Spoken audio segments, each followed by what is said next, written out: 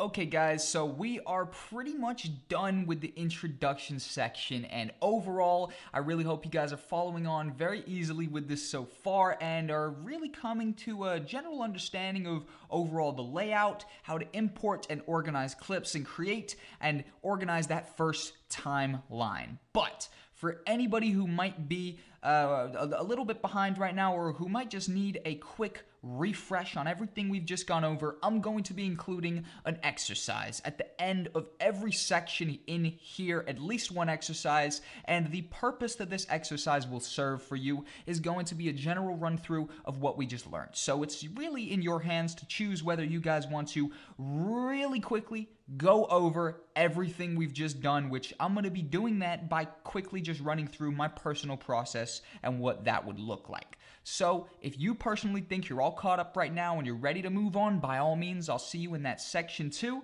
But for anybody who needs a quick refresher, by all means, we're going to be jumping straight into it. So without further ado, let's just go ahead and delete what we've imported so far and start off straight from scratch.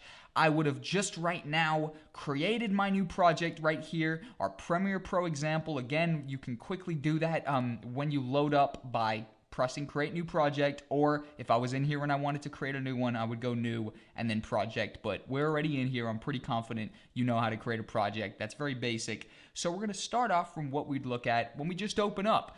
So boom, we've just created our new project. We've loaded up. What I would do immediately is open my clips. Now I've just used those. Obviously, I'm not going to go through the exact same clips. So if you are following through with the exercise, it's not going to be super boring and basically the exact same thing that you just saw. So instead, I'm going to go to Prism Noah, and this is some clips that my friend Noah got, just so I can just add a little bit of different footage for you. I'm not going to bring a full 14. Yeah, go on. I'll throw a full 14 clips in there. And what I want to just go ahead and do is open up these clips up here. My homie Noah is shooting on the Panasonic GH5, so these clips are looking movie quality. And what I would do when importing these guys, remember, first off, is I would import all of them, and then I would create folders based on what type of clip they are. So I'm going to create 3 folders. I'm going to go B-roll, then I'm going to go DJs, and for this one as well, I don't know if there will be any intro shots there, so I might just get away with these 2 folders. So for example, B-roll is definitely this Budweiser right here behind the crowd on the phone. That's really nice, really nice. In fact, I might even make a 3rd section and just call that crowd shots. Boom. Clearly there's some really nice crowd shots right here. And I'm going to go ahead and open up these. So this is a bottle sparkling. We could throw that under B-roll as well. And we could get this confetti shot that's going on here. Okay, that's definitely under crowd shots, and this is basically what I do, guys, is just really quickly run through. That's going to go under DJ, of course, and just create some sections that can easily organize your clips into the main sections of what this video is going to entail. So for me, this is a club promo video. Of course, it's pretty easy to generalize my clips into DJ, crowd, and B-roll. These are pretty general, basic kind of sections for these to go in. And they definitely make sense, and they're pretty easy. I'm obviously not going to struggle between what goes in what section. It's very obvious what I would throw into all these other places. Very, very nice shot right here of these 2 DJs. Boom. Just throw that into DJs as well. And okay, so I could throw that into DJs as well. And this one, yeah, I could throw that in DJs as well. DJs hugging. I guess that's just by the title, I could tell that's a DJ. This, of course, a DJ as well. And this one right here is looking like it is a crowd shot. So just like that, I've organized all of my clips. Just like that. And then what I would proceed to do next is I would actually in and out all of these. So I would go back up here, and I would just go ahead and in and out these. So if that's where it comes around the corner, we're going to add our in point right here. And that's going to slowly work its way around the corner. Then I'm going to go to my next shot. Just go ahead and see where this kind of starts kicking off.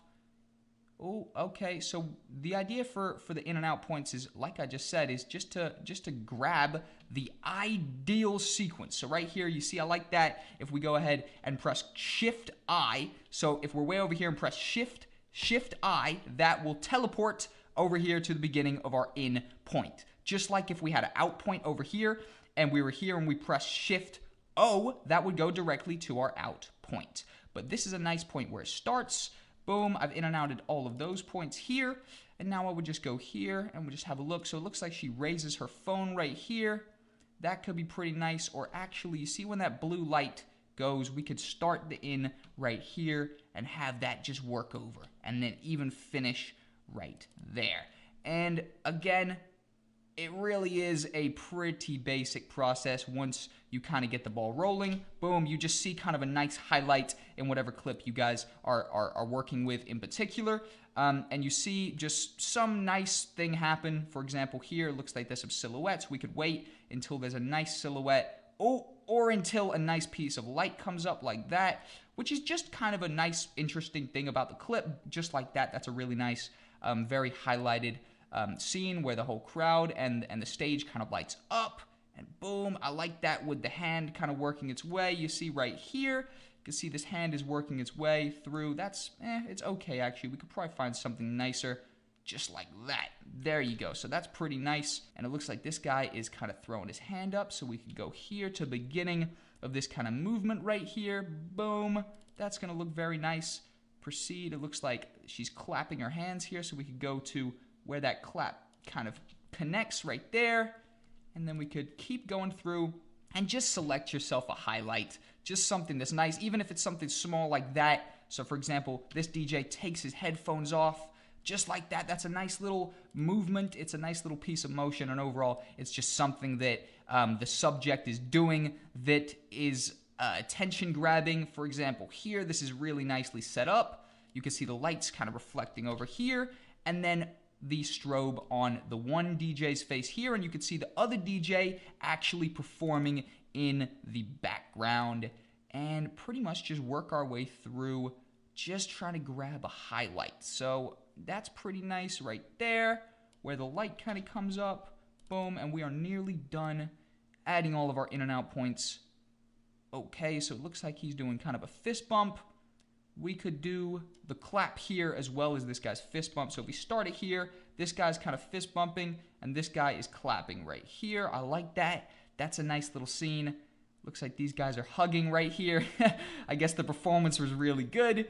And I could start it where this light comes in. So you see, I'm really just looking for something cool that's going on, and something that's cool that's affecting my subject. So whatever you're filming is your subject. Boom. So we started the other clapping scene where it connected. Now we could start far away before it connects, and just like that, I have in and outed all of my clips. And that right there is my introduction process that I would go about. Of course, actually, let me just go ahead and create a sequence by dragging one of my clips down here to this guy, or simply into the timeline like this, and that is going to create me a brand new sequence.